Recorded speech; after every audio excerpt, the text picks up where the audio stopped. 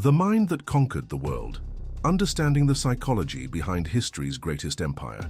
In the winter of 1162, in the harsh steppes of Mongolia, a child was born, clutching a blood clot in his tiny fist.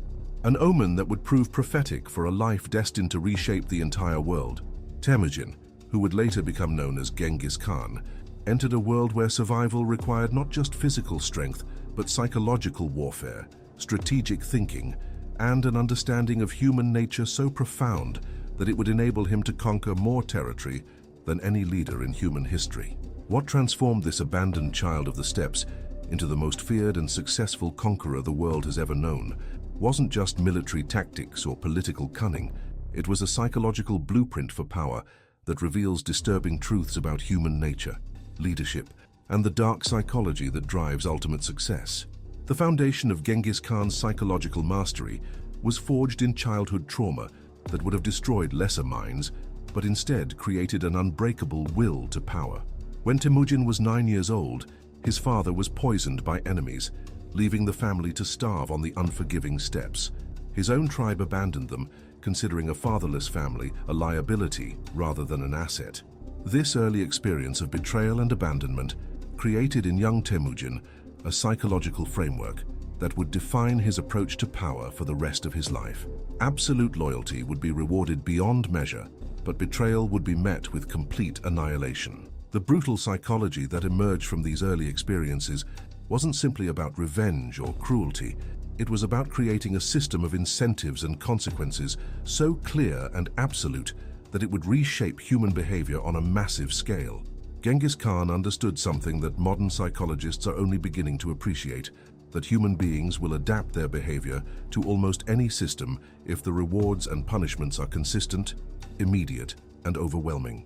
His genius lay not in random violence, but in calculated psychological pressure that made resistance seem impossible and loyalty seem inevitable. Have you ever noticed how childhood experiences of powerlessness can sometimes create an overwhelming drive to gain control and influence over others later in life?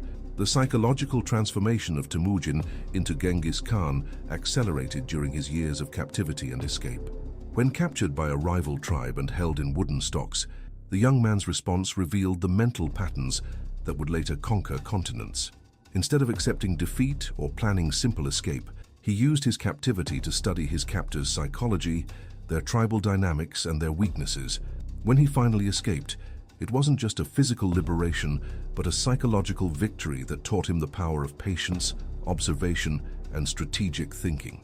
This experience taught Genghis Khan that true power comes not from superior force alone, but from superior understanding of human motivation and behavior. He began to develop what modern strategists would recognize as an integrated approach to psychological warfare that combined fear, hope, and rational self-interest to create unprecedented loyalty among his followers and paralyzing terror among his enemies.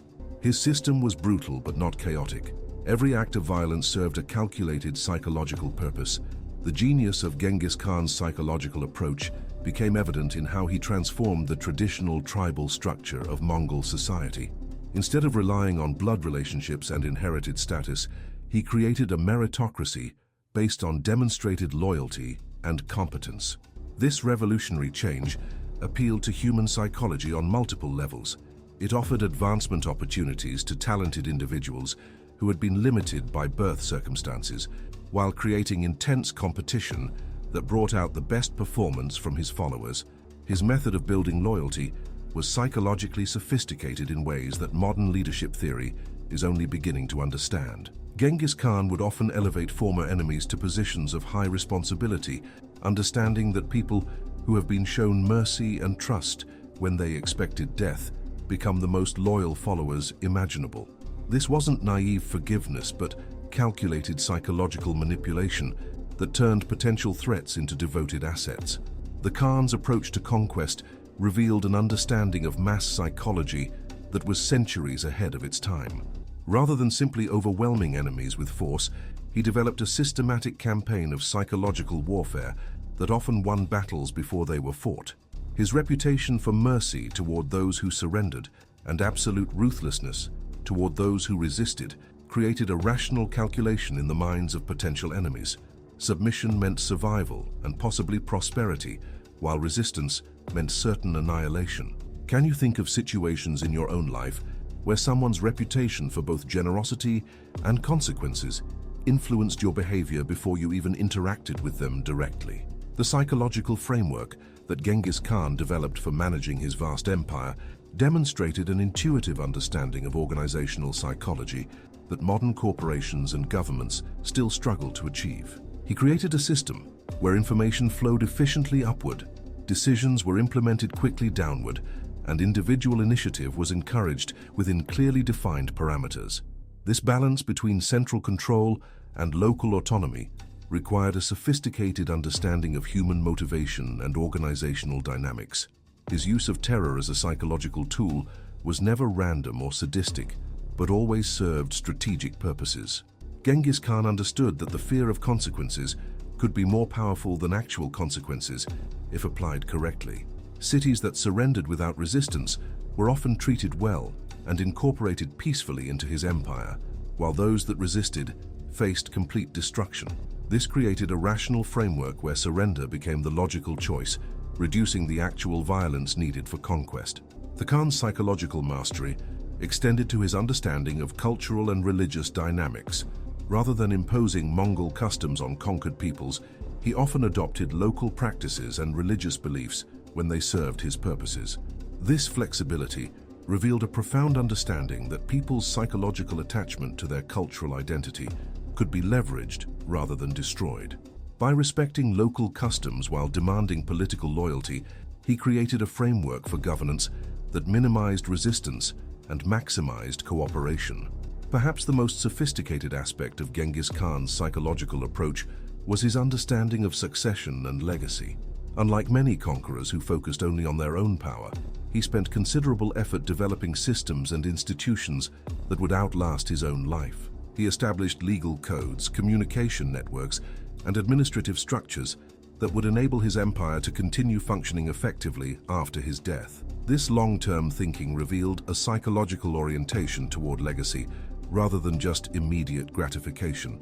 The Khan's approach to handling defeated enemies demonstrated an understanding of human psychology that was both brutal and brilliant. He would often incorporate the best warriors and leaders from conquered armies into his own forces, understanding that skilled soldiers care more about competent leadership and fair treatment than about abstract loyalty to particular rulers. This psychological insight allowed him to continuously strengthen his forces with the best talent from defeated enemies. His system of psychological rewards and punishments created what modern behaviorists would recognize as an extremely effective conditioning program. Loyalty and competence were rewarded with wealth, status, and advancement opportunities that exceeded anything available in traditional tribal societies. Betrayal or incompetence resulted in swift and often brutal consequences that served as powerful deterrents to others. This created a psychological environment where excellence became a survival necessity and mediocrity was literally deadly. Have you ever been in an environment where the rewards for success and consequences for failure were so clear and immediate that they completely changed how you approach challenges and relationships? The psychological sophistication of Genghis Khan's leadership becomes even more remarkable when considered alongside his lack of formal education or exposure to advanced civilizations.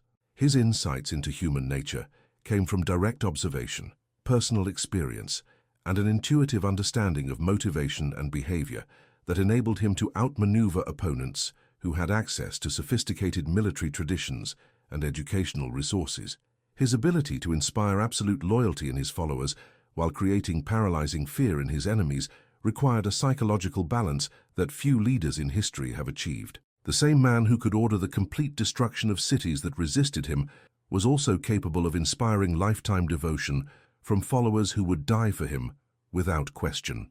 This psychological complexity suggests a level of emotional intelligence and strategic thinking that challenges simple characterizations of him as merely a brutal warlord. The Khan's understanding of the psychology of power extended to his recognition that ultimate authority requires not just the ability to command obedience, but the wisdom to know when not to exercise that power. He often delegated significant authority to trusted subordinates, understanding that micromanagement creates resentment and reduces effectiveness.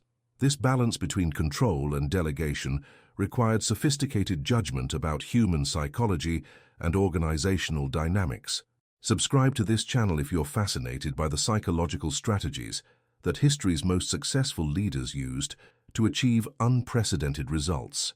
Like this video if you believe that understanding the psychology of power can provide insights for modern leadership and personal development. Share this with someone who's interested in exploring how human psychology shapes historical events and personal success.